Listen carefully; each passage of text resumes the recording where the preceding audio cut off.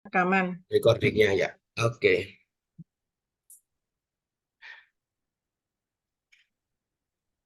Oke, kita mulai Ustaz. Assalamualaikum warahmatullahi wabarakatuh. Waalaikumsalam warahmatullahi. Waalaikumsalam warahmatullahi wabarakatuh. Alhamdulillahirabbil alamin wa bihi nasta'inu ala umuri dunya waddin wassalatu wassalamu asrofil anbiya'i wa mursalin wa ala alihi wa sahbihi ajmain. Asyhadu an la ilaha illallah wa asyhadu anna Muhammadan abduhu wa rasuluh. Allahumma sholli ala Muhammad wa ala ali Muhammad. Amma ba'du. Yang utama dan pertama, marilah kita panjatkan syukur kehadirat Allah Subhanahu wa Ta'ala, karena hanya dengan nikmat yang diberikan pada kita, eh, rahmat dan izin beliau, izin Allah Subhanahu wa Ta'ala, kita bisa berkumpul dan bertolabul ilmu di pagi hari ini bersama Ustadz Wahid Rahman yang kita rutinkan tiap Rabu pagi. Salam dan salawat semoga tercurah kepada junjungan kita Nabi besar Muhammad Sallallahu Alaihi Wasallam beserta keluarga, para sahabat dan pengikutnya istiqomah, dan insya Allah kita di Yaumil Qiyamah akan mendapatkan sahabat beliau atas izin Allah.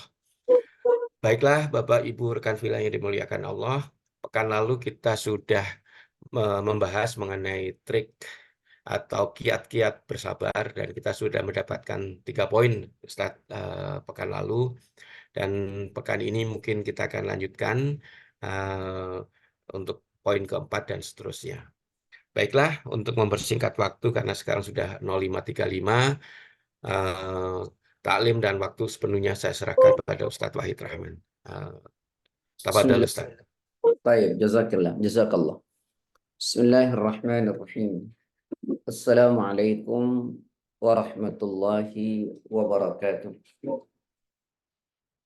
Innal hamdalillah nahmaduhu wa nasta'inuhu wa nastaghfiruh wa na'udzu billahi min shururi anfusina wa sayyiati a'malina may yahdihillahu fala mudilla lahu wa may yudlilhu fala hadiya lahu. Asyhadu an la ilaha illallah wahdahu la syarika lah wa asyhadu anna Muhammadan abduhu wa rasuluhu la nabiyya wa la rasula ba'da wa ba'd. Alhamdulillah, puji syukur pada Allah karena sungguh atas nikmat, izin serta karunia-Nya pada pagi ini Allah masih menganugerahkan kita kenikmatan sehingga kita bisa bersama-sama dalam kajian ini. Salawat dan salam semoga selalu senantiasa tercurah kepada Rasulullah Sallallahu Alaihi Wasallam, pada keluarganya, sahabat-sahabatnya, pengikut-pengikutnya, dan tentu kita semua yang mengikutinya. Saudara-saudaraku, sahabat-sahabat yang semoga senantiasa diberkahi oleh Allah Subhanahu wa Ta'ala. Kemarin kita sudah sebutkan 3 ya Pak ya? Halo. Iya, betul 3 Ustaz. 3 itu yang pertama adalah kita mesti tahu bahwa Ya, bahwa cobaan itu adalah takdir sudah dituliskan ya. takdir Allah ya. Iya, betul. Yang kedua, bahwa apa namanya?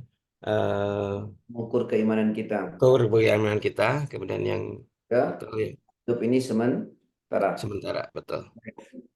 Kemudian teman-teman sekalian, yang keempat, agar kita bisa selalu kuat ya.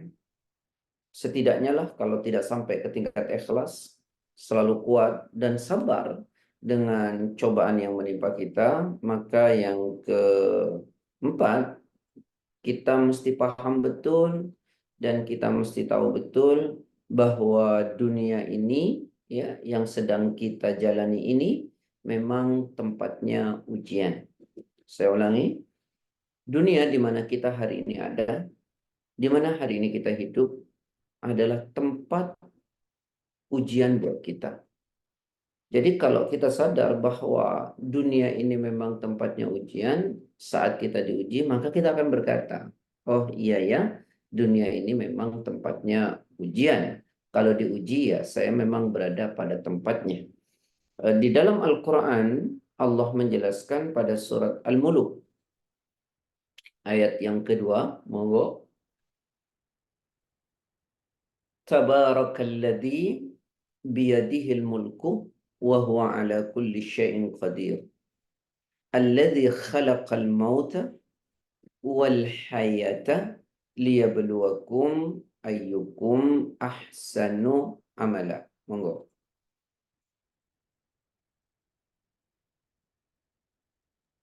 A'udzubillahiminasyaitonirrajim. Yang menciptakan mati dan hidup untuk menguji kamu, siapa di antara kamu yang lebih baik amalnya. Dan dia maha perkasa, maha pengampun. Allah berfirman, Alladzi khalaqal mauta, dia Allah yang menciptakan mati ya, wal hayata juga hidup. Untuk apa? Liyabluwakum, yaitu untuk menguji kamu. Jadi artinya adalah bahwa hidup ini memang tempatnya ujian ya. Entah ujian itu baik, enak maksud saya, atau ujian itu tidak enak. Yang jelas bahwa dunia ini adalah tempatnya ujian. Jadi saat kita diuji di dunia, ya memang ini sudah tempatnya. Sama dengan kita berkata, saya ingin pergi ke laut, tapi saya tidak ingin terkena air. Kan unik ya. Atau saya ingin hidup di dunia, tapi saya tidak ingin diuji. Itu adalah hal yang tidak mungkin. Dalam hidup akan ada ujian, ya di laut, ya akan terkena air.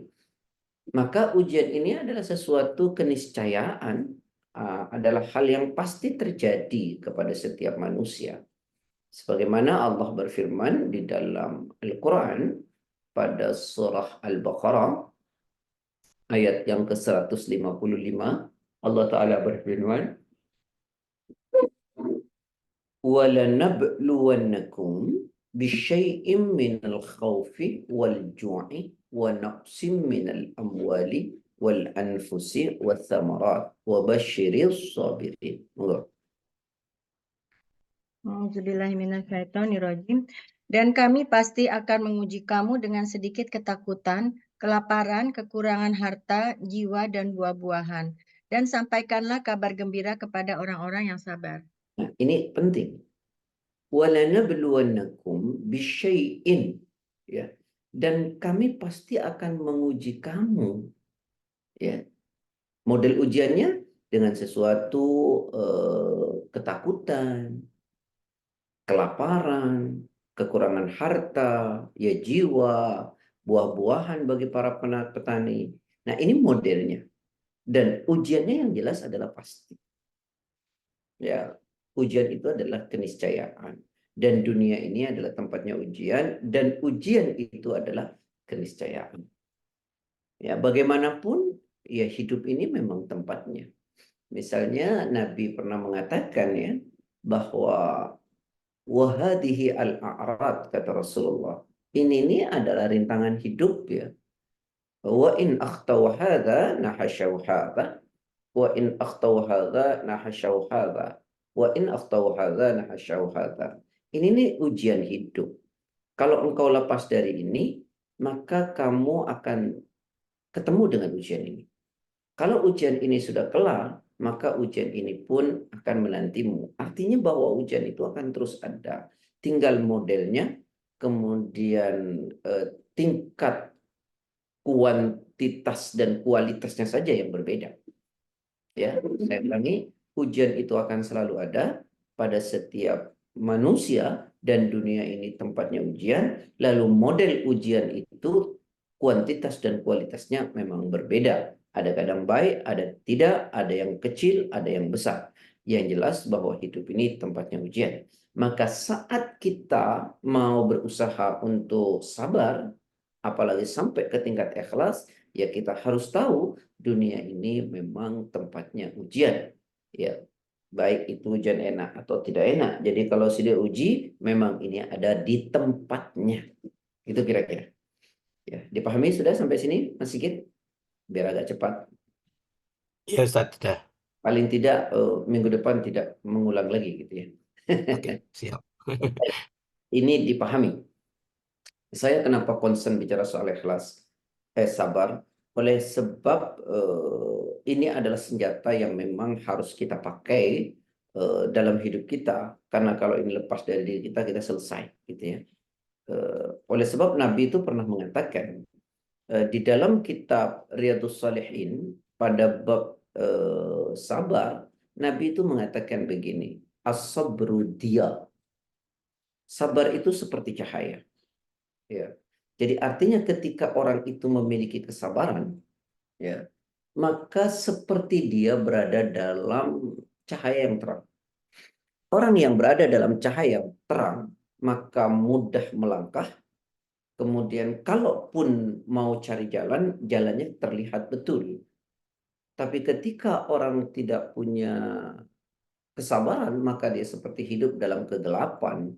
Hidup dalam kegelapan itu sulit untuk melangkah pada kebenaran, tentu juga mencari jalan keluarnya agak sulit. Sementara hidup ini kan penuh persoalan yang disebut dengan ujian. Kalau melangkahnya saja sulit, jalan keluarnya tertutup, kan selesai sudah. Nah, orang punya sabar ini nikmat karena melangkahnya mudah. Kalau ada sesuatu pun jalan keluarnya nampak, gitu ya. Jadi kembali yang keempat, kalau kita ingin belajar sabar dan bisa menerima apapun yang terjadi, maka kita harus tahu kita sedang berada dalam kehidupan di dunia, di mana dunia ini adalah tempatnya ujian. Begitu. Jadi kita sudah siap. Sama saya analogikan seperti orang sekolah, dia tahu di sekolah itu ada ujian, maka dia tidak marah ketika diuji. Ya kalau nggak mau diuji ya jangan sekolah. Sama dengan hidup. Kalau nggak mau diuji ya jangan hidup. Tapi ternyata dalam akhirat ujiannya juga jauh lebih besar. Kan gitu ya. Kata Nabi gimana? Innal qabra awwalu manzilin min manazilil akhirah. Fa in naja minhu fama ba'dahu aisar wa illam yanju fama ba'dahu asyar. Ternyata kubur atau akhirat juga diuji. Apa kata Allah? Bahwa kubur ini adalah tempat persinggahan pertama dari banyaknya persinggahan yang akan kita alami nanti di akhirat. Kalau sukses di alam kubur, maka setelahnya jauh lebih ringan. Kalau di kubur tidak sukses, maka setelahnya jauh lebih mengerikan. Sampai sahabat mengatakan, saya mendengar Rasul bersabda, sungguh tak ada pemandangan yang lebih mengerikan melebihi pemandangan alam kubur. Baik, kemudian yang kelima sekarang. Ya, yang kelima. Agar kita bisa bersabar dan belajar ikhlas untuk bisa menerima, maka yang kelima adalah kita mesti mengingat, memahami bahwa di samping cobaan-cobaan yang sedang Allah timpakan kepada kita itu, saya ulangi, di samping cobaan-cobaan yang Allah timpakan kepada kita, jauh lebih banyak kenikmatan yang Allah anugerahkan kepada kita. Saya ulangi, agar kita bisa menjadi orang yang bisa bersabar dan berusaha untuk menjadi ikhlas, maka kita harus ingat, kita renungi, kita pahami bahwa di samping musibah atau cobaan yang menerpa diri kita, jauh lebih banyak kenikmatan-kenikmatan yang Allah anugerahkan kepada kita. Nah, kita insya Allah akan bisa berusaha untuk sabar dan akan bisa berusaha untuk menjadi orang yang ikhlas. Ketika kita memahami bahwa di samping cobaan yang Allah berikan, jauh lebih banyak kenikmatan-kenikmatan yang Allah anugerahkan kepada kita. Dalilnya mana? Buka Al-Quran surat ke-14 ayat 34. Wa atakum min kulli ma sa'altumu wa in ta'uddu ni'matallahi la tuhsuha innal insana ladzalumun kafar. A'udzubillahiminasyaitonirrajim. Dan dia telah memberikan kepadamu segala apa yang kamu mohonkan kepadanya. Dan jika kamu menghitung nikmat Allah, niscaya kamu tidak mampu menghitungnya. Sungguh manusia itu sangat zalim dan sangat mengingkari nikmat Allah. Nah, gini, pelan-pelan Saya mau hitung misalnya dalam satu hari ini. Kalau sekarang masih agak pagi ya. Hari lalu kemarin. Kemarin tuh 24 jam Allah berikan kepada kita. Coba ingat dari pagi sampai kita pagi lagi. Berapa nikmat yang Allah beri. Kalau kita mau mencoba mengingat. Nggak bisa. Begitu banyaknya. Ya, nafas, bicara. Andai kata dicabut kan menjadi cobaan. Nah itu nikmat yang begitu sangat banyak. Lalu kemudian di dalam waktu yang 24 jam itu juga. Coba kita renungkan. Ya, berapa banyak cobaan yang Allah kasih. Maka di situ kita akan dapat menyimpulkan betapa tidak terbandingnya, betapa tidak sebandingnya antara nikmat yang Allah anugerahkan kepada saya dengan cobaan yang menimpa diri saya. Ya, setidaknya bahwa kita akan berkata, nikmat yang Allah berikan jauh lebih besar daripada cobaan yang Allah timpakan kepada kita.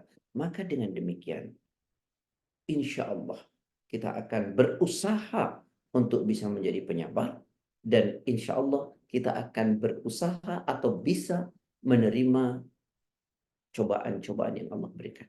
Dengan apa? Dengan mengingat-ingat kenikmatan-kenikmatan yang Allah berikan. Ya. Buka Al-Quran agar kita bisa juga merenung kembali pada Quran surat 14 ayat ke-7.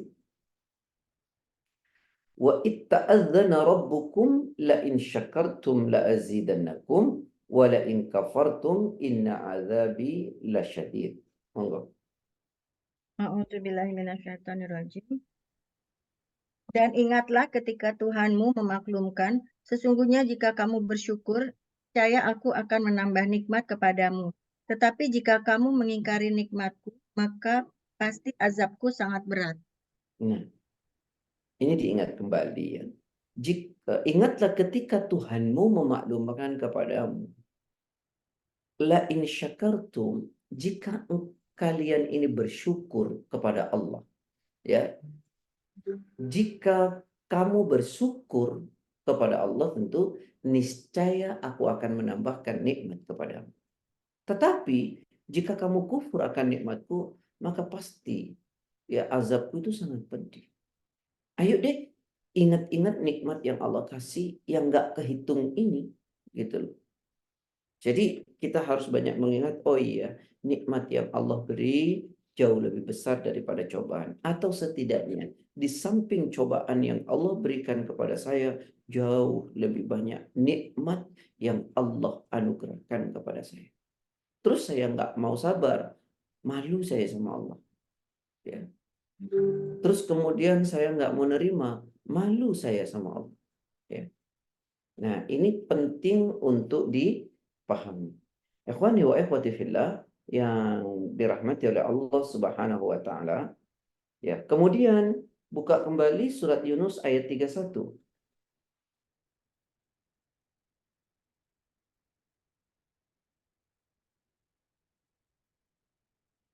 Surat Yunus ayat 31.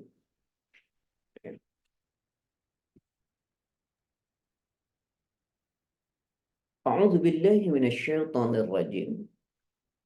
Qul may yarzuqukum minas sama'i wal ardi amman yamlikus sam'a wal absara, ya. Kemudian wa may yukhrijul hayya minal mayyiti wa yukhrijul mayyita minal hayy wa may yudabbirul amr fasayaquluna Allah faqul afala tattaqun. Bismillahirrahmanirrahim. Katakanlah Muhammad, siapakah yang memberi rezeki kepadamu dari langit dan bumi? Atau siapakah yang kuasa menciptakan pendengaran dan penglihatan? Dan siapakah yang mengeluarkan yang hidup dari yang mati dan mengeluarkan yang mati dari yang hidup? Dan siapakah yang mengatur segala urusan? Maka mereka akan menjawab, Allah.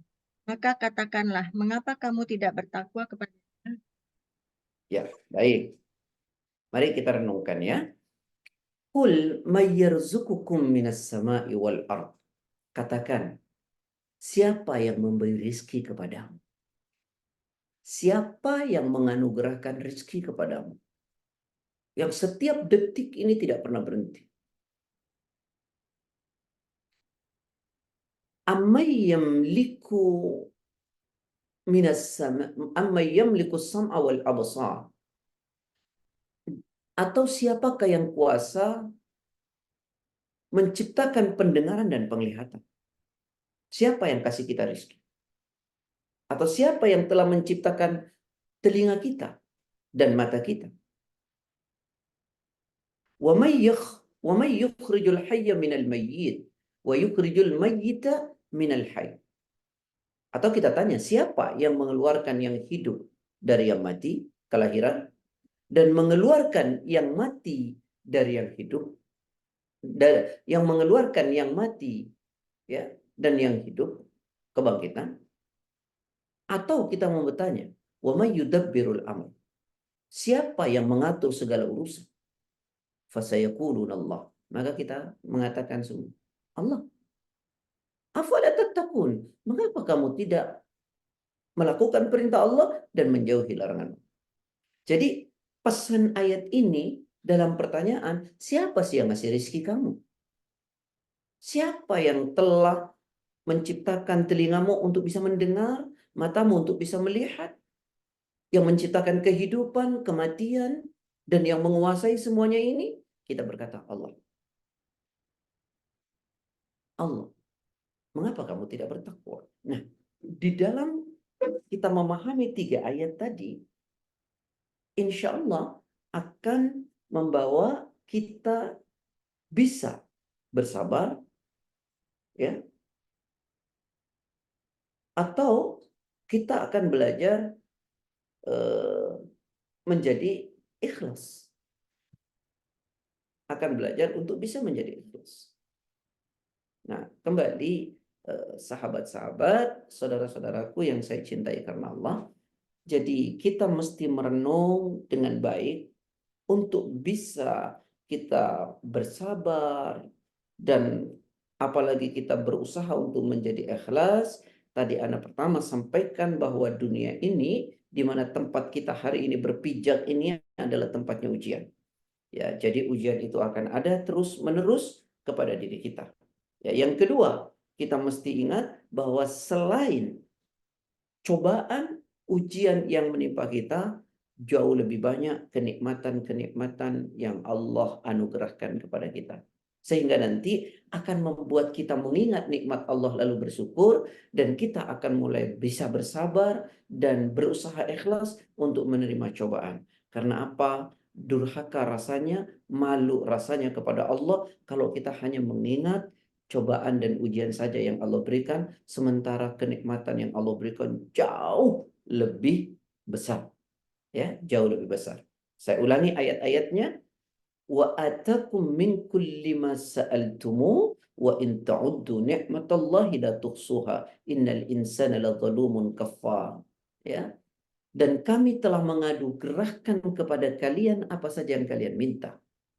Dan jika kalian mau menghitung nikmat-nikmat Allah, maka kalian tidak bisa menghitungnya. Sungguh manusia itu zalim lagi ingkar. Kita tahu kok nikmat yang Allah berikan begitu banyaknya, tapi kita seringkali melupakannya.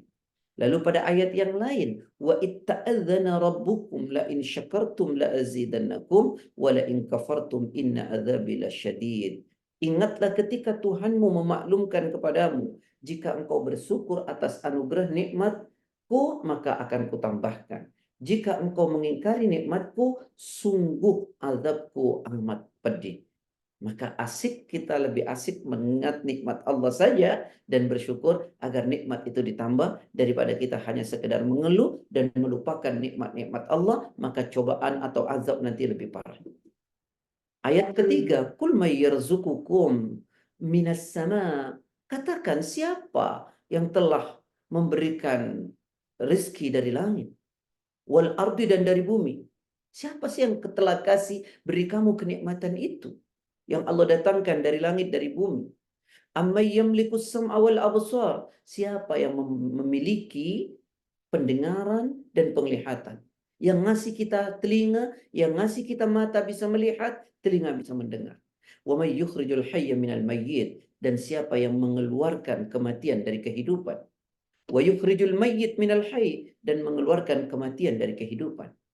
Siapa? Wa may yudabbirul amr, siapa yang menguasai urusan? Fasayaquluna Allah. Kita semua berkata Allah. Faqul afala tattaqun. Maka katakan, kenapa kalian tidak mau melakukan perintah Allah dan menjauhi larangannya? Saya ingin coba stressing di situ, wa may yudabbirul amr. Siapa yang menguasai, mengatur segala urusan? Pasti kita akan katakan Allah.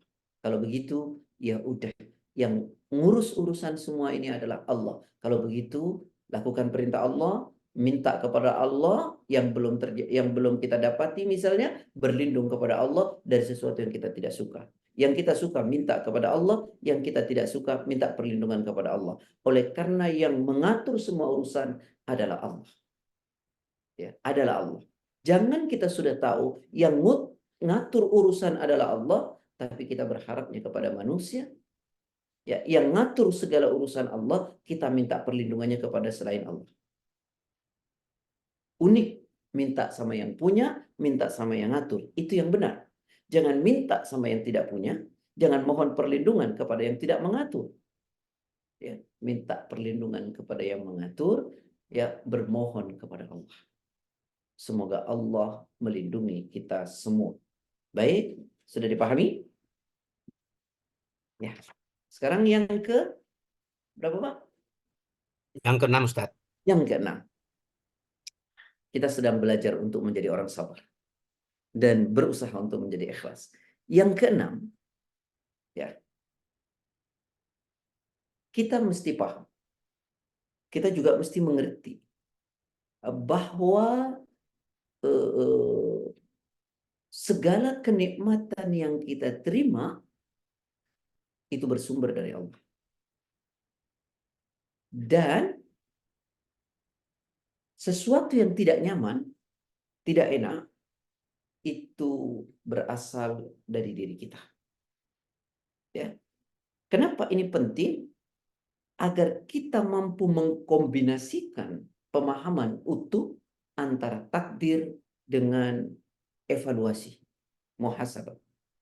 Oleh karenanya, saya mau katakan bahwa seluruh kebaikan itu datang dari Allah, dan seluruh keburukan itu ya kadang sebagai bahan evaluasi itu adalah sebuah akibat mungkin karena apa yang kita lakukan. Ya. Dengan dalil Al-Quran surat keempat ayat 79. Allah Ta'ala berfirman, ma asabaka min hasanatin faminallah, wa ma asabaka min sayyiatin famin nafsi. A'udzubillahiminasyaitonirrajim. Kebajikan apapun yang kamu peroleh adalah dari sisi Allah, dan keburukan apapun yang menimpamu itu dari kesalahan dirimu sendiri. Kami mengutusmu Muhammad menjadi rasul kepada seluruh manusia, dan cukuplah Allah menjadi saksi. Nah, teman-teman sekalian, sahabat-sahabat yang dimuliakan Allah, ma asabaka min hasanatin faminallah. Ya. Kebajikan apapun yang kamu peroleh itu datangnya dari Allah. Makasih ya Allah. Bersyukur kepada Allah. Mendekat kepada Allah. Karena apapun kebaikan yang kita terima, semua datangnya dari Allah. Bukan karena kehebatan kita, tapi karena datangnya dari Allah. Wa ma asabaka min sayyi'atin famin nafsik. Nah, di sini kita juga mengevaluasi. Dan keburukan apapun yang menimpamu dari sebuah akibat. Ya, dari sebuah akibat kesalahan. Maka saya sering katakan, kenapa orang-orang dahulu, misalnya dia, mohon maaf ya, tersandung kakinya. Maka yang keluar dari lisannya apa? Inna lillahi, kemudian astagfirullah. Kalimat inna lillahi ingin dikatakan bahwa semua ini adalah takdir yang telah Allah tentukan. Saya seperti ini. Kemudian disusul dengan astagfirullah adalah untuk bisa mengevaluasi diri. Ya.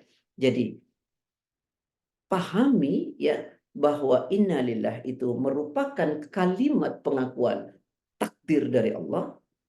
Kemudian yang kedua, astaghfirullah adalah usaha, ya artinya bermuhasabah untuk bisa mengevaluasi. Nah, sahabat-sahabat, saudara-saudaraku yang saya cintai karena Allah, ya. Muhasabah penting, memahami takdir itu penting, ya. Nah, misalnya secara umum, coba deh buka Al-Quran surat 30 ayat 41. Dhahara al-fasadu fil barri wal bahri bima kasabat aydin nas liyudhiqahum ba'dalladzi amilu la'allahum yarji'un. A'udzubillahiminasyaitonirrajim. Telah tampak kerusakan di darat dan di laut disebabkan karena perbuatan tangan manusia. Allah menghendaki agar mereka merasakan sebagian dari akibat perbuatan mereka, agar mereka kembali ke jalan yang benar. Ini yang saya sebut bahwa ada kausalitas kadang-kadang, ya, ada kausalitas dari apa yang kita lakukan, tentu yang buruk, ya. Karena juga ada hadiah yang Allah berikan karena kebaikan. Jadi telah nampak kerusakan di darat dan laut itu disebabkan karena perbuatan tangan manusia. Ini yang dimaksud datang dari dirimu, keburukan. Allah menghendaki agar mereka merasakan sebagian akibat perbuatan mereka, agar mereka mau kembali ke jalan Allah. Jadi begini, bahwa keburukan itu, ya, itu kita yang undang. Ya, itu yang kita yang undang. Jadi keburukan apa sesuatu yang nggak enak itu kadang-kadang kita yang undang. Nah, lalu kemudian Allah berikan nih akibatmu. Nah, tapi Allah memberi akibat karena perbuatan kita bukan karena kebencian, tetapi menginginkan agar kita kembali kepada jalan kebenaran. Berbeda, ya. Ada orang memberi konsekuensi dari apa yang kita lakukan, manusia, ya, memberi konsekuensi dari apa yang kita lakukan, tapi bukan karena ingin mengajak kita kembali pada kebenaran, tapi karena kebencian. Kalau Allah di dunia ini memberi sebuah akibat dari perbuatanmu, tujuannya adalah agar engkau kembali. Jadi jadikan ini pelajaran-pelajaran yang disebut dengan ibrah, gitu, ya. Walaupun ya tentu banyak orang yang tidak mengambil pelajaran, ya, karena tidak memiliki kecerdasan spiritual. Ya, tapi orang yang memiliki kecerdasan spiritual, dia akan mengambil pelajaran dari apa yang terjadi. Jadi ini sebuah akibat namanya. Saya ingin juga sampaikan, kenapa kaum Nabi Nuh ditenggelamkan? Jawabannya sederhana, kan? Karena diundangnya. Ya, akibat apa? Akibat perbuatan yang tidak mau mematuhi perintah Allah. Bahkan menentang sampai istri dan anaknya sendiri kena. Kenapa kaum Nabi Lut dibalik dan dihujani dengan batu? Karena diundangnya dengan dosa homoseks. Kenapa kaum Nabi Syuaib juga dihancurkan? Karena diundang. Kenapa kaum Bani Saleh yang sekarang dikenal Made in Saleh kemudian dihancurkan dengan badai? Ya, karena diundang. Nah, begitu kita juga harus mampu mengevaluasi bahwa keburukan-keburukan yang terjadi itu karena kita mengundang sebuah akibat. Ya, kita mengundang atau katakan sebuah akibat. Nah, saudara-saudaraku yang saya cintai karena Allah, agar kita mampu bisa bersabar dan belajar ikhlas, yuk kita pahami semua kebaikan itu datang dari Allah kepada kita, dan keburukan itu kadang-kadang ada dari sebuah akibat yang kita kerjain. Jadi kita yang mundur. Ya. Kenapa rumah tanggamu yang tadinya baik, damai, nyaman, kemudian apa? terjadi sesuatu yang tidak nyaman. Nah, karena itu kita mengevaluasi. Oh, barangkali ada sesuatu yang kita lakukan yang keliru. Kenapa hidupmu menjadi tidak tenang? Kenapa menjadi seperti ini? Kenapa menjadi seperti ini? Jadi kita harus pandai juga mengevaluasi untuk bisa merubah, gitu ya. Gitu, Pak Sigit, dipahami ya? Insyaallah ya. Siap, Ustaz. Paham. Alhamdulillah. Jadi bahwa nikmat itu Allah anugerahkan, datang dari Allah, bahwa sesuatu yang tidak sesuai dengan harapan kita, jangan-jangan kita yang mengundang. Agar kita bisa mengevaluasi diri, lalu kemudian kita nanti bisa menjadi ikhlas atau sabar. Ya, kalau sampai ke tingkat ikhlas, itu sangat luar biasa. Dengan memahami, oh iya ya, ini karena saya. Karena itu kita memperbaiki, maka nanti Allah ganti semua yang tidak enak itu menjadi enak. Ya, memperbaiki, yang diperbaiki itu bukan hanya ibadah kita, tapi sikap-sikap kita dalam konteks sosial, juga pikiran-pikiran kita, perasaan-perasaan kita. Ya, sebab kadang-kadang ketidakbaikan itu muncul dari ketidakdekatan kita kepada Allah, kesalahan interaksi sosial kita, atau kadang-kadang pikiran kita dan perasaan kita yang menjadikan segalanya menjadi tidak nyaman. Begitu ya. Nah, itu harus dievaluasi. Makanya kenapa dekatkan diri kita kepada Allah secara ritual, maka nanti Allah kasih hadiahnya. Lakukan dimensi sosial kita dengan baik, maka nanti Allah berikan kenikmatannya. Lalu bersihkan pikiran-pikiran kita untuk berpikir positif, maka sesuatu yang positif akan terjadi. Gitu ya. Tapi kalau kita jauh dari Allah, maka hadiah tidak datang. Kalau sosial kita buruk, maka hidup tidak nyaman. Kalau pikiran kita tidak baik, maka ketidakbaikan pula yang akan terjadi.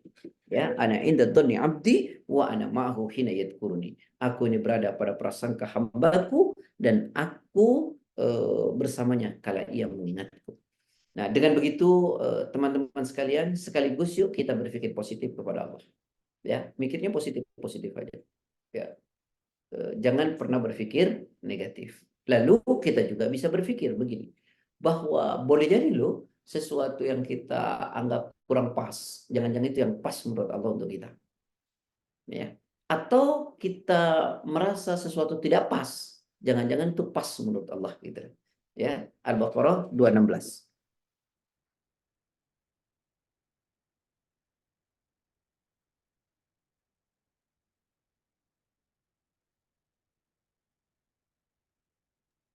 Monggo. Dibacain dulu, Ustaz. Ya. Kutiba alaikumul qital. Ya ayyuhal kutiba alaikumul qital wa huwa kurhul lakum. Asa an takrahu syai'an wa huwa khairul lakum wa asa an tuhibbu syai'an wa huwa syarrul lakum wallahu ya'lamu wa antum la ta'lamun. Monggo. Auzubillahiminasyaitonirrajim. Diwajibkan atas kamu berperang, padahal itu tidak menyenangkan bagimu. Tetapi boleh jadi kamu tidak menyenangi sesuatu, padahal itu baik bagimu. Dan boleh jadi kamu menyukai sesuatu, padahal itu tidak baik bagimu. Allah mengetahui sedangkan kamu tidak mengetahui. Namanya memasrahkan segalanya kepada Allah. Ya, kita kadang-kadang menganggap kenikmatan tuh asik terus. Jangan, bisa jadi nggak baik loh buat kita. Ya, atau kadang-kadang kita menganggap bahwa cobaan itu kok begini. Jangan-jangan itu baik buat kita. Kadang-kadang meluruskan diri kita, ya, kadang-kadang membuat kita baik begitu ya. Baik, sekarang yang sekian, ya, yang Ketujuh, Ustaz. yang ketujuh. Ya, saya lupa Pak Sikit. Jadi yang kesekian itu tanda orang sudah tua. Yang ketujuh, agar kita bisa belajar bersabar dan berusaha untuk menjadi orang ikhlas, nih, kita harus pahami semua cobaan, ujian yang menimpa diri kita adalah salah satu jalan menuju surga. Saya ulangi, bahwa cobaan dan ujian yang kita terima adalah satu jalan menuju surganya Allah Subhanahu wa Ta'ala. Dipahamikah ini? Ya, insya Allah bahwa ujian, cobaan yang menerpa diri kita adalah salah satu jalan menuju ke dalam surganya Allah Subhanahu wa Ta'ala. Coba buka Al-Quran ayat ke-214. Suratnya Surat Al-Baqarah. Lupa saya pun, maaf.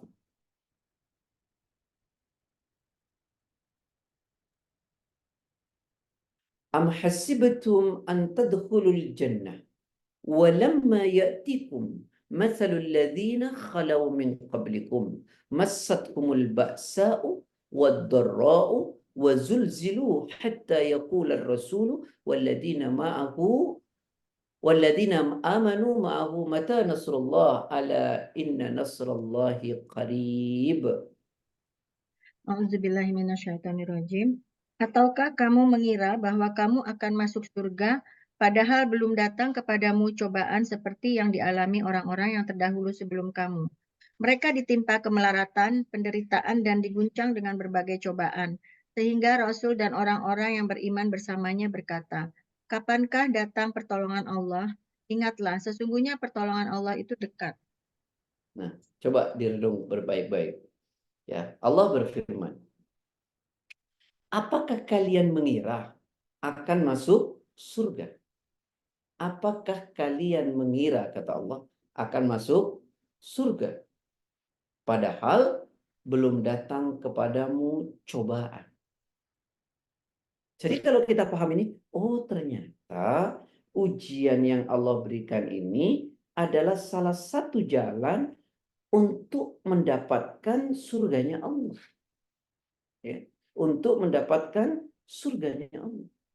Maka dengan demikian, insya Allah ya, kita akan berusaha untuk menjadi penyabar, ya, dan kita akan berusaha untuk ikhlas. Oleh sebab apa? Oleh sebab, oh iya ya, ujian ini ternyata jalan surga. Gitu. Apakah kalian mengira akan masuk surga? Padahal belum datang kepada kalian cobaan, sebagaimana telah datang kepada orang-orang sebelum kamu. Ya, mereka apa? Ditimpa kemelaratan, penderitaan, diguncang dengan berbagai macam cobaan. Ya. Makanya kemarin saya ceritakan pada pertemuan sabar yang pertama bahwa ada seorang wanita yang diberikan penyakit epilepsi, ya, lalu dia datang kepada Rasul untuk minta didoakan agar diberi kesembuhan. Lalu Rasul menawarkan, in syi'ti sabarti walakil jannah, kalau engkau mau sabar saja dengan kejadian, dengan apa yang kau derita ini, maka surga menunggumu. Tapi jika engkau mau, saya akan doakan kepada Allah. Semoga Allah memberi kesembuhan. Dan wanita ini tidak berpikir panjang. Dia berkata, saya milih sabar saja ya Rasulullah. Kalau sabar ini akan mengantarkan saya ke dalam surganya Allah. Karena saya tahu hidup ini sebentar. Ya, bahkan ada satu riwayat Nabi mengatakan, nanti di akhirat itu terbagi orang. Namanya ahlul afiyah. Orang yang di dunianya itu enak terus. Yang kedua didatangkan ahlul bala. Orang yang di dunianya itu banyak dicoba oleh Allah. Ya, satu ahlul afiyah yang di dunia itu penuh dengan gelimangan nikmat. Ya, yang kedua ahlul bala. Orang yang di dunianya itu banyak cobaan yang diberikan oleh Allah. Maka ketika keduanya didatangkan kepada Allah, orang yang tadinya di dunia itu ahlul afiyah, mendapatkan kenikmatan terus, melihat ternyata pahala yang diberikan kepada orang ahlul bala, orang yang di dunia yang tadi susah terus itu, yang diuji oleh Allah, ternyata di akhirat diberikan pahala atau diberikan balasan yang begitu sangat nikmat. Sehingga orang-orang yang di dunianya diberikan kenikmatan itu berkata, apa kata dia?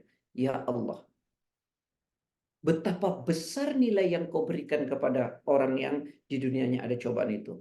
Andai ku tahu ini ya Allah, maka dahulu aku di dunia, aku ridho seandainya kau uji dengan cara kulitku dikelupas-kelupas dan digunting-gunting. Coba bayangkan itu. Ya. Andaikan aku tahu ya hadiah yang kau berikan pada orang yang sabar dan ikhlas terhadap cobaan di dunia, maka dahulu di dunia aku rela andaikan kau uji dengan cara engkau kelupas-kelupas kulitku dan digunting-gunting. Nah, inilah sahabat ya. Jadi untuk belajar ikhlas itu pahami baik-baik ya. Toh Nabi orang yang sangat dekat dengan Allah saja, ujiannya kan nggak pernah habis. Ya. Bahkan ada seorang bertanya, ya Rasulullah, ayyun nasi asyaddu bala'an. Ya Rasul, siapa sih orang yang paling besar cobaannya? Nabi jawab, al-anbiya, sumal amsal fal amsal. Yaitu para nabi dan yang semisal dengan nabi. Baik, kemudian yang ke-8. Teman-teman sekalian yang dirahmati oleh Allah,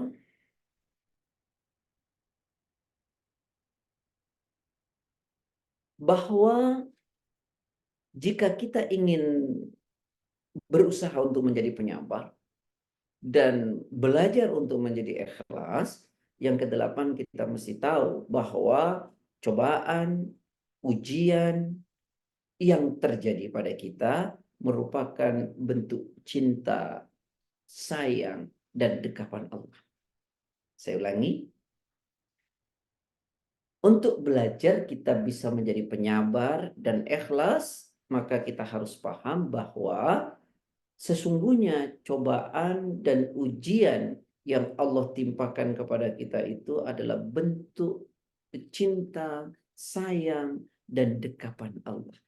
Jadi saat Allah uji ini, oh Allah sedang mendekap saya. Allah sedang mencucurkan cintanya kepada saya. Allah sedang meliputi rahmatnya buat saya. Begitu mestinya.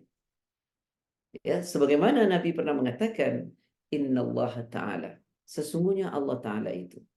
Idza ahabba qauman ibtalahum.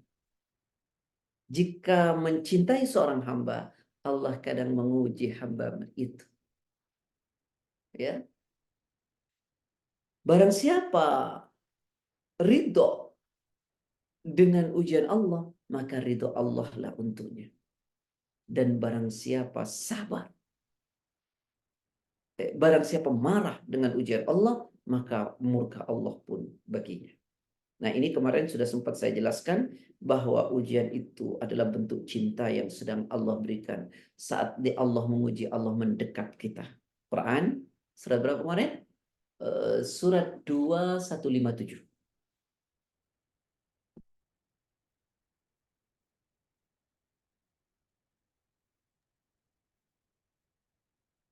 Surat 2 ayat 157. Surah ya, ulaika alaihim salawatu min rabbihim wa rahmah wa ulaika humul muhtadun. Monggo. Auzubillahi minasyaitonirrajim. Mereka lah yang memperoleh ampunan dan rahmat dari Tuhannya, dan mereka itulah orang-orang yang mendapat petunjuk. Nah, jadi ketika Allah menjelaskan pada 155, 156-nya tentang cobaan dan ujian, Allah memberi kabar buat kita. Apa kata Allah? Mereka itu loh yang diuji itu, yang ketika menghadapi ujiannya benar, orang-orang yang apa? Mendapatkan ampunan dari Allah. Yang kedua, mereka itu loh yang diuji, orang-orang yang mendapat cinta dan sayangnya Allah, rahmatnya. Dan mereka itulah orang-orang yang mendapatkan petunjuk dari Allah. Ya, jadi teman-teman sekalian, ujian, cobaan yang Allah berikan kepada kita di dunia adalah bentuk cinta, sayangnya, dekapannya Allah. Ya. Nah, kemudian untuk di akhirat, kita juga harus tahu ujian ini jalan ke surganya. Oleh karena itu, mari kita berjuang di dunia agar jalan surga kita jauh lebih nyaman. Ya, Al-Baqarah 142. Mohon maaf, Al-Imran surat ketiga 142. Am hasibtum an tadkhulul jannata walamma ya'lamillahu alladhina jahadu minkum wa ya'lamas sabirun. Wa ya'lamas sabirin. Mohon maaf. A'udzubillahi minasyaitonirrajim. Apakah kamu mengira bahwa kamu akan masuk surga, padahal belum nyata bagi Allah orang-orang yang berjihad di antara kamu dan belum nyata orang-orang yang sabar. Nah, apakah kamu mengira bahwa kamu akan masuk surga? Padahal belum nyata bagi Allah. Mana sih orang-orang yang betul-betul mau berjuang? Ya. Dan belum nyata orang-orang yang sabar. Nah, teman-teman sekalian, selanjutnya akhir bahwa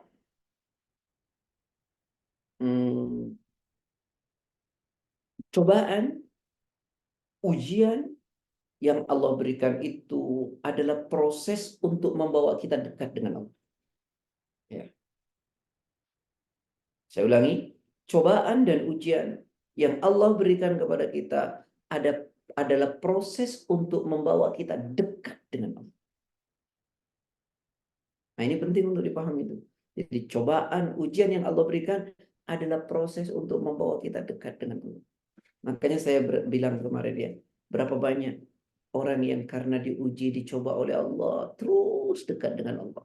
Dan berapa banyak orang yang hidup dengan kenikmatan, dia selalu jauh dari Allah. Jadi sekali lagi, bahwa cobaan yang Allah berikan kepada hambanya adalah proses untuk membawa dekat hambanya kepada Allah. Ya, dalilnya Al-Quran yang saya sudah sampaikan, surat 64 ayat 11. Ma asaba min musibatin illa biidznillah wa may yu'min billahi yahdi qalbah. Monggo. Auzubillahiminasyaitonirrajim. Tidak ada suatu musibah yang menimpa seseorang kecuali dengan izin Allah. Dan barang siapa beriman kepada Allah, niscaya Allah akan memberi petunjuk kepada hatinya. Dan Allah Maha mengetahui segala sesuatu. Nah, tidak ada satu musibah yang terjadi semuanya atas izin Allah. Dan barang siapa beriman ya ketika diberi musibah atau cobaan, maka musibah itu jadi petunjuk buat hatinya. Artinya apa? Orang menjadi dekat kepada Allah karena cobaan. Orang menjadi menangis kepada Allah karena ujian. Orang bangun di tengah malamnya, di malam harinya, menangis, merengek, mengadu kepada Allah, tidak sedikit karena cobaan dan ujian. Orang yang tadinya penuh dengan kenikmatan, jangankan ngaji, sholat saja tidak. Tapi karena cobaan, membuat dia dekat terus dengan Allah. Ya, Pak Sigit, soal ujian dan cobaan, saya kira kelar. Ya, insya Allah. Insya Allah. Mudah-mudahan teman-teman bisa memahami, dan kalau ada salah khilaf saya, mohon maaf lahir batin. Silakan. Ya. Terima kasih Ustaz atas materi dan pencerahannya pada pagi hari ini. Insya Allah ini akan melengkapi dari apa yang disampaikan pekan lalu terkait dengan kiat-kiat kita bersabar dan ikhlas menerima cobaan. Baiklah, kita sekarang saatnya berdiskusi untuk bertanya jawab. Tapi sebelum itu mungkin ada satu hal Ustadz.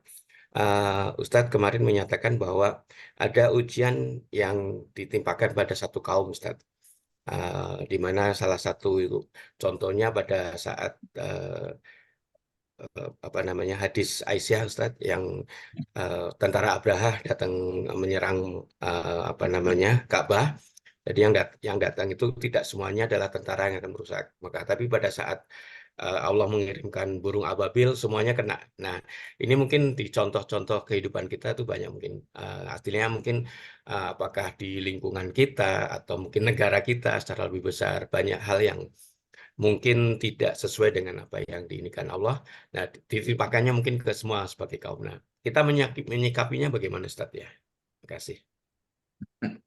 Ketinggian ya Pak Sigit ya.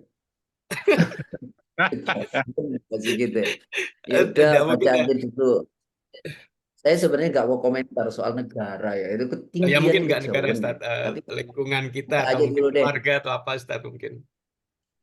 Sudah baca Al-Baqarah ayat bukan. Surat ke berapa itu ya? Surat ke-7 ayat 96. Walau anna ahlal qura amanu wattaqaw lafatahna alaihim barakatin minas sama'i wal ardi walakin kadzabu fa akhadnahum bima kanu yaksibun. Monggo.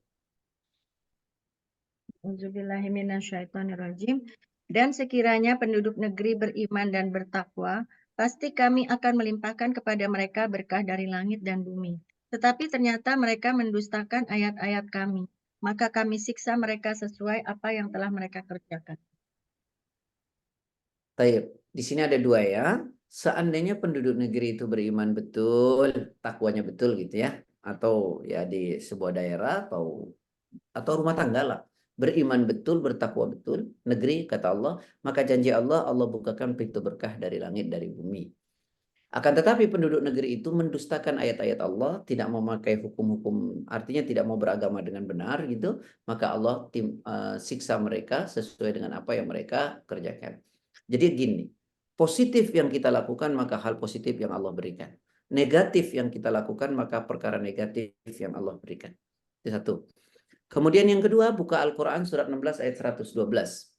وضرب الله مثلا قرية كانت آمنة مطمئنة يأتيها رزقها رغدا من كل مكان فكفرت بأنعم الله فأذاقها لباس الجوع والخوف بما كانوا يصنعون. A'udzubillahiminasyaitonirrajim. Dan Allah telah membuat suatu perumpamaan dengan sebuah negeri yang dahulunya aman lagi tentram. Rezeki datang kepadanya melimpah ruah dari segenap tempat.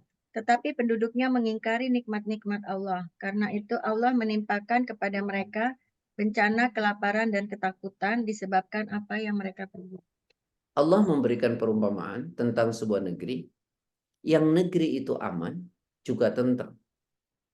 Rizkinya datang dari segala penjuru tempat. Tetapi penduduk negerinya mendustakan nikmat-nikmat Allah. Ya, tidak mau bersyukur atas nikmat-nikmat Allah. Maka Allah rasakan pakaian kelaparan, ketakutan, itu semua karena ulah penduduk negeri itu sendiri. Artinya begini, oleh karenanya lah dalam Islam itu kita tidak bisa hidup egois.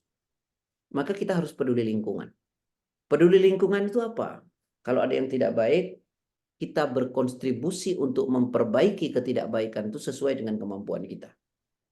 Tapi jangan mengambil wilayah negara, ya, lalu kita lakukan sendiri dengan melanggar hukum. Kira-kira gitulah. Ya, jadi semua harus memberi kontribusi untuk berkontribusi mengambil bagian sesuai kemampuan dan kekuatan kita ketika ada ketidakbaikan gitu ya. Paling tidak anak kita perbaiki gitu ya, dan seterusnya dan seterusnya. Agar apa? Agar tidak terjadi satu hal yang tidak kita inginkan, yang ketika terjadi tidak dipilih gitu. Tapi semuanya kena.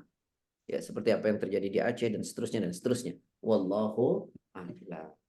Makanya kita jangan membiarkan ketidakbaikan. Bahasa hadisnya tuh gini. Man ra'a minkum munkaran falyughayyirhu biyadi fa in lam yastati fa bilisani fa in lam yastati fa biqalbi wa hada adhaful iman. Jika engkau melihat kemungkaran, rubahlah dengan kekuatan, ya, sesuai dengan kekuatan kita. Kalau kita nggak kuat, maka negara yang kuat kan gitu kan. Kalau tidak, maka dengan lisan mau bicara. Itu tugasnya para ulama, kekuatan itu tugasnya pemerintah. Kalau tidak, maka berdoalah, ya. Kalau kita memang tidak sanggup dengan lisan, tidak juga punya kekuatan, ya kita cukup tidak suka dan kita berdoa, ya Allah, tolong ya Allah, angkatlah ini dan itu dan ini dan itu, gitu ya. Wallahu alam. Kita pasti gitu. Makasih Pak Ustadz atas pencerahannya. Pak Arsad sudah membuka mikrofon, mau bertanya silakan Pak Arsad. Terima kasih Pak Ustadz. Saya Ya. ingin advice-nya yang terakhir itu Pak Ustadz. Sabar, ujian itu adalah salah satu upaya untuk mendekatkan diri kepada Allah. Saya ingin sedikit inilah ilmunya lah Pak Ustadz, kira-kira upaya-upaya praktis kita dalam muhasabah kita itu, kira-kira apa jalan yang praktis supaya dekat sama Allah Subhanahu wa Ta'ala. Demikian Pak Ustadz. Iya, saya nggak punya jalan praktisnya tuh. Jadi gini Pak, tadi saya sudah sampaikan. Ini coba direnungkan baik-baik. Kan bahasanya gini deh. Teman-teman semua nih, saya tidak bicara spesifik dengan pertanyaan itu. Karena sesungguhnya kalau kita mau menjadikan semua cobaan itu adalah jalan mendekatkan diri kita kepada Allah, itu sudah pastilah. Karena banyak orang yang dengan kenikmatannya itu selalu jauh dari Allah, ketika dicoba ya dekat dengan Allah. Nah, mendekat terbaik itu kan, yang terbaik mendekat itu dengan apa? Dengan ibadah. Ya. Sholatnya dipaksa, ya paksa diri sendiri, nanti lama-lama enggak kok. Kemudian baca Qurannya dipaksa oleh diri kita sendiri, berzikirnya dipaksa oleh diri kita sendiri, kemudian selalu berada di tempat yang baik, berteman dengan orang baik, ya, jangan pernah berhenti kajian, maka proses itu akan terus mendekatkan diri kita kepada Allah. Itu sudah pasti. Ya, itu sudah pasti. Nah, yang saya ingin ingatkan, ya, saya pribadi dan kita semua, kita kan ingin hidup ini selalu indah. Iya kan? Saya ulangi, kita selalu ingin hidup kita indah. Apa jalannya? Bersyukurlah kepada Allah. Hidup akan terasa indah jika kita selalu bersyukur kepada Allah. Itu penting sekali. Hidup akan terasa indah jika kita selalu bersyukur kepada Allah. Orang boleh katakan kecil amat, dikit amat, gitu amat. Saat si penerimanya itu bersyukur, semuanya jadi indah. Orang boleh mengatakan tidak indah. Tapi kalau dia bersyukur terus, akan terasa indah. Saya itu punya pengalaman unik. Saya pernah membawa jemaah haji dengan 2 kelas. Kelas A itu interkon, depan masjid, Darut Tauhid. Kelas 2 Ajiat Makarim. Lumayan jauh. Tapi orang yang tinggal di interkon, dari datang sampai pulang kerjanya mengeluh saya. Ya. Yang tinggal di Ajiat, Anda tanya, gimana Pak? Alhamdulillah Ustaz, nikmat Ustaz. Jauh dah. Oh, jalan bareng-bareng Ustaz, nikmat Ustaz. Jadi apa artinya? Indah itu bukan karena yang kita terima, tapi indah itu saat kita mau selalu bersyukur kepada Allah. Saya ulangi, hidup akan terasa indah kalau kita mau bersyukur kepada Allah. Yang kedua, kita ingin sekali hidup kita damai. Ya, atau bahasanya nyaman lah begitu. Kalau hidup kita mau nyaman terus dan damai, ayo dong kita selalu bersabar. Kalau hidup kita mau nyaman, damai, enak, ya udah bersabar. Jangan mengeluh terus. Karena keluhan-keluhan yang keluar dari mulut kita begini-begini, itu membuat kita nggak nyaman. Tapi kalau kita sabar, itu akan membuat kita lebih nyaman. Kemudian, kita ingin selalu hidup kita bersemangat. Apa semangat tuh bahasa Indonesia apa Pak Siri? Ya semangat ya, apa punya apa namanya? Giro. Hidup kita selalu bersemangat. Harapan tidak pernah berhenti, maka jangan pernah berhenti berdoa. Hidup mau terus semangat, hidup terus mau ada harapan, jangan pernah berhenti berdoa. Ujungnya, mau tenang dalam hidup, yuk ikhlas terhadap apapun yang terjadi. Hidup kita tenang. Bisa diulangi Pak Sigit? Ya, kalau Dapat hadiah nanti. yang pertama agak lupa tadi, saya lupa nyatet.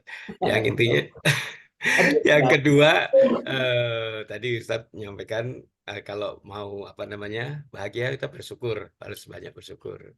Kemudian yang ketiga, kalau ingin apa namanya semangat, banyak berdoa. Kalau ini saya agak lupa nih, udah tua, lebih tua dari Ustadz. Saya sudah siapin cashback 1 juta. Wah, Saya alhamdulillah. langsung angkat tangan. Ayo Ada nanti mungkin apa Orang lagi ya, Mbak Nit? Nah, Aduh. Hidup akan terasa Ayo, Nit. indah jika kita selalu bersyukur kepada Allah. Oke. Hidup jika kita ingin hidup kita damai, bersabarlah, karena itu akan membuat lebih nyaman dan sabar dan ikhlasnya dan seterusnya. Monggo Nita. lagi ikhlas ya. Cashback ini bagi-bagi nih. Bersemangat. Ini dari Mbak Devi nih, agar hidup terasa indah selalu Hidup. banyak bersyukur, Maaf agar ya, Pak. hidup damai nyaman selalu Maaf bercanda. bersabar. Saya bercanda biar nggak ngantuk. Saya karena Iya, Hidup Ustaz. bersemangat dan harapan tidak pernah berhenti. Jangan pernah Doa. berhenti berdoa. Agar hidup tenang, ikhlas dalam hidup. keren. Pandai bersyukur Ya. dengan ibadah. Suruh ditanya dulu ngawur Ustadznya ini nggak bener Ustadznya ini. Ini kan speknya biasa, kartunya aja, Ustaz. biasa. Ya, kan? Ada empat, hidup tenang, Ya, hidup bahagia, semangat, damai. ya, ya, Masya siap. Allah. Nah, Ini ada di chat ini, sudah disampaikan. Ya, silakan. Iya. Agar hidup terasa indah, selalu bersyukur kepada Allah. Agar hidup damai atau nyaman, selalu bersabar, jangan mengeluh. Kemudian yang agar semangat dalam hidup, jangan pernah berhenti berdoa. Agar hidup tenang, ikhlas dalam menerima semua yang terjadi, Ustaz. Ya. Ya, sudahlah. Saya sebenarnya cuman anu aja, nggak penting untuk diingat itu. Yang penting Ya. dicatat. Kuis, Dirasakan. kuis. Kita serasa mahasiswa dulu, Ustadz. Kalau Iya. saya langsung. Mohon maaf loh Bunda, Oke. dari tadi ini profesor-profesor, dokter-dokter kok saya ini. Saya karena ngantuk, jadi biar saya nggak ngantuk, jadi Betul, Ustaz, biar nggak ngantuk, saya Ustaz. siapin ini lagi. Nanti dapat kartunya aja, Ustaz, itu. Ini cashback kalau ikut umroh. Oke. Baik, monggo silakan Bun. Oke, silakan mungkin ada yang ingin bertanya di belakang Pak Arsyad, silakan dibuka mikrofonnya. Siapa? Nita, Bu Nita biasanya? Assalamualaikum. Oh ya, silakan Mbak Dian. Dian. Mbak Ya, Dian. ya kan ujian itu bisa berupa kesenangan, bisa berupa musibah ya, Ustadz. Kalau musibah barangkali kita bisa mengira bahwa ini musibah terjadi, kita bisa menintrospeksi. Agak sulit mungkin kalau kesenangan bahwa itu sebetulnya musibah, kadang-kadang kan kita nggak merasa bahwa itu sebetulnya ujian gitu, ujian dari Allah. Nah, ukurannya gimana kita menyadari bahwa kesenangan atau kenikmatan yang diberikan Allah itu juga sebetulnya ujian, supaya kita juga bisa selalu bermawas diri gitu, Ustaz. Itu Ustaz pertanyaannya. Baik Bun. Jadi saya seringkali mengatakan kepada diri saya dan keluarga saya, kalau Allah kasih nikmat, sekecil apapun itu nikmat yang Allah kasih buat kita, jangan pernah lupa mengatakan Alhamdulillah, segala puji itu datang dari Allah. Karena Allah yang kasih. Yang kedua, di samping kita katakan itu, nikmat yang datang dari Allah. Ingat loh, di situ ada cobaan loh. Jangan-jangan kita berkata di saat Allah kasih nikmat, bukan kita kembalikan kepada Allah, tapi seolah-olah karena kita. Dan ingat loh, kadang-kadang dengan nikmat itu, kita lupa mendekat kepada Allah, tapi kita menjauh. Dan ingat loh, dengan nikmat itu membuat kita lupa. Dan ingat loh, membuat dengan nikmat itu kita sibuk dengan kenikmatan itu. Nah, inilah yang sering saya sampaikan Bun, bahwa agar kita menyadari di saat Allah memberi nikmat itu, ada cobaan dan ujian buat kita di sana. Apakah kita mau katakan itu dari diri kita? Nikmat itu? Atau kita mau katakan dari Allah? Di situ cobaan. Yang kedua, tanyakan pada diri kita, apakah nikmat yang Allah beri itu membuat kita dekat dengan Allah atau membuat kita jauh? Dan tanyakan pada diri kita, saat nikmat Allah berikan itu, ya, membuat kita lupa apa enggak? Nah, itu caranya, Bud. Agar kita terus mengingat di balik nikmat dan cobaan yang Allah berikan, di sana ada pesan bahwa ini juga adalah cobaan yang Allah berikan. Wallahu a'lam. Ustaz, kalau Mbak Dian, udah oke? Cukup? Ya, Ya, syukur oke. Ustaz. Silakan Nita. ya Ustadz, kita kan juga diharuskan untuk selalu bersangka baik kepada Allah ya. Jadi kalau kita mendapatkan nikmat, kita pertama bersyukur dan ya sangka baik aja kepada Allah bahwa ini adalah rahmat Allah pada kita gitu. Maksudnya kalau bisa mungkin nggak usah berpikiran kita mau dapat cobaan apa nih ya, ujian apa nih yang Allah maksudkan kepada kita. Begitu nggak ya Ustadz ya? Maksudnya nggak usah mikir kita akan mendapatkan ujian apa atau cobaan apa atas nikmat yang kita terima itu. Itu namanya mikirnya negatif. Allah berada pada prasangka hambaku. Iya, jadi bersangka baik aja ya Ustadz ya. Yang saya sampaikan tadi itu sebagai bahan renungan. Oh iya, saya dikasih nikmat oleh Allah nih. Ya gitu ya. Nah, di situ juga tanyakan sama diri kita. Oh, nikmat ini datangnya dari Allah loh, bukan karena saya loh. Nah, cobaannya kan di situ kan. Gitu. Kalau kita bilang, ya ini karena usaha saya, berarti kita sudah nggak sanggup tuh dengan cobaan nikmat gitu. Ya, sebetulnya Ustadz nyambung lagi nih. Kalau ujian itu kita mungkin begitu kita kena musibah, kita ngerasa, oh ini ujian buat kita. Kita dekat sama Allah terus, berdoa, menangis. Ada batasnya tuh. Begitu musibahnya lewat, misalnya, kita udah masa bahagia kan? Oh iya, alhamdulillah. Tapi kalau ujian kenikmatan itu susah ukurannya itu sebetulnya sih kalau menurut saya ya. Kadang-kadang kita ngerasa, iya betul ya kata Ustadz bilang, ini kan sebagian karena kita kerja keras, karena kita begini, karena kita begitu gitu. Justru lebih sulit kalau kenikmatan itu yang berupa ujian. Mungkin. Ya, itu pada pertemuan pertama sudah dijelaskan ya Bunda ya. Iya, Kadang-kadang yang minggu lalu ya Ustaz ya, pertanyaan saya ya. iya. Sekarang kayak Ujian gini, kenikmatan. Budian kasih saya uang misalnya. Saya bilang apa sih sama Budian? Terima kasih. Kasih ya Bu. Terus saya ingat Budian terus nggak? Belum Pasti, tentu. pasti harusnya. Harusnya pastinya. Ya. Tapi uang nggak habis lupa Ustadz. Itu ngaco itu Bun. Saya berterima kasih, saya ingat terus, saya mendekat. Agar saya diberi lagi. Tapi ini cuma contoh. Nah, kan lucu. Yang ngasih Allah. Kok nggak makasih sih sama Allah? Yang ngasih Allah. Kok nggak ingat sama Allah sih? Yang ngasih Allah. Kok nggak mendekat sih sama Allah gitu?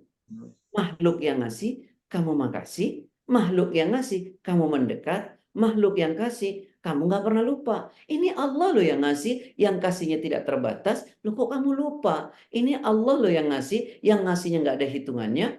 Kok kamu menjauh? Kok kamu nggak makasih? Kira-kira begitulah, Bu. Wallahu a'lam.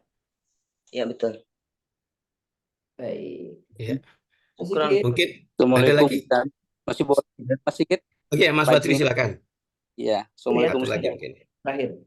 Ustaz, saya juga pernah mendengar bahwa salah satu bentuk syukur itu adalah dengan menyebut-nyebut nikmat Allah, Ustaz. Itu implementasinya bagaimana, Ustaz ya? Iya, betul. Bersyukur itu salah satunya menyebut nikmat Allah. Wa amma bi ni'mati rabbika fahaddits. Ya dia bilang, ya aku dikasih sehat, alhamdulillah. Aku dikasih waktu luas, alhamdulillah. Aku dikasih anak, alhamdulillah. Aku dikasih rezeki, alhamdulillah. Ingat terus tuh nikmat-nikmat. Sehingga kalau kita ingat nikmat terus tuh, nanti kita lupa dengan sesuatu yang nggak enak. Tapi kalau yang diingat nggak enak terus tuh tertutup tuh yang enak-enak. Tapi kalau kita sebut terus yang enak-enak, yang nikmat-nikmat dikasih oleh Allah, kita nggak punya waktu ngingetin yang nggak enak. Tapi kalau yang kita ingat selalu yang nggak enak, nanti tertutup tuh semua yang enak yang Allah kasih. Makanya salah satu bersyukur itu sebut-sebut nikmat Allah. Ya sebut untuk diri sendiri. Bukan Sebut orang ya. Orang nanti disebut ke orang jadi ria gitu. Wallahu a'lam. Nanti Pak Sigit, aku punya emas loh Pak Sigit 60 kilo. Nuduh. Ya, maksudnya anak saya, anaknya beratnya 60 kilo, namanya Mas Nur. Ya, gak ngono gitu loh maksudnya. Jadi sebut untuk diri kita.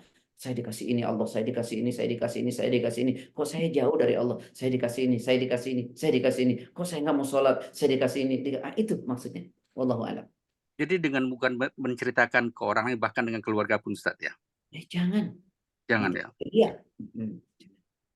Kalau mau ini caranya bersyukurnya menyebut kepada orang tuh. Bukan disebut. Misalnya Pak Fajri dapat nikmat nih dari Allah. Telepon. Iya. Dari mana? Di Romangun. Ya, aku ajak makan yuk. Nah, itu namanya bersyukur. Itu namanya menyebut nikmat Allah. Nah, gitu. Jangan disebut saya dapat rezeki ini tapi nggak diajak gitu. Nah, itu. Ini serius. Yang disebut wa amma bi ni'mati rabbika fahaddits. Itu kan emang begitu, Pak. Oke, siap. Ya. Jadi nyambung dikit Git. Ya silakan.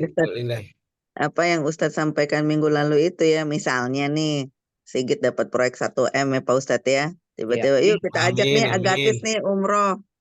Semua ke Mekah misalnya. Jadi artinya dengan rezeki berlebih yang kita miliki kita gunakan untuk ibadah gitu ya Ustadz ya. Nah, betul Bu. Tapi kurang kalau 1 miliar untuk 50 orang Bu.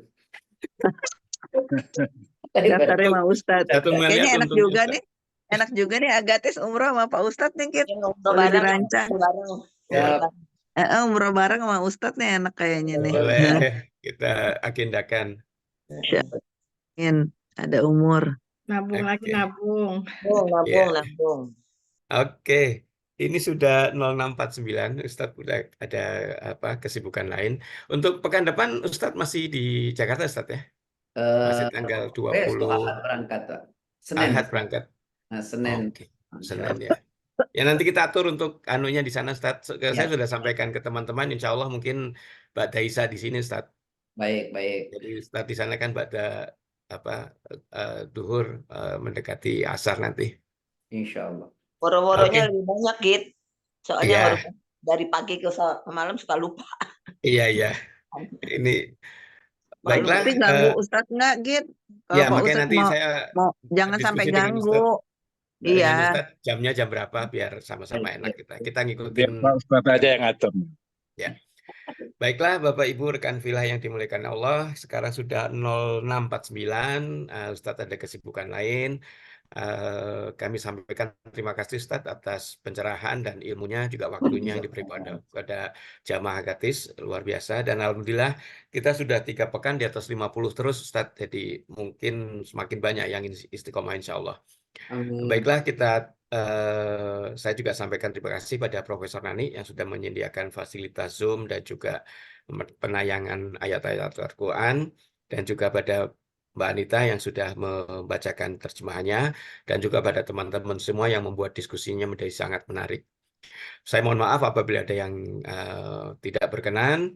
Baiklah, kita tutup bersama-sama dengan membaca doa kafaratul majelis. Subhanakallah wa bihamdika asyhadu an la ilaha illa anta astaghfiruka wa atubu ilaik. Makasih Ustaz. Assalamualaikum warahmatullahi wabarakatuh. Waalaikumsalam warahmatullahi wabarakatuh. Afwan, izin Terima kasih Pak Ustadz. Ustaz, makasih semua.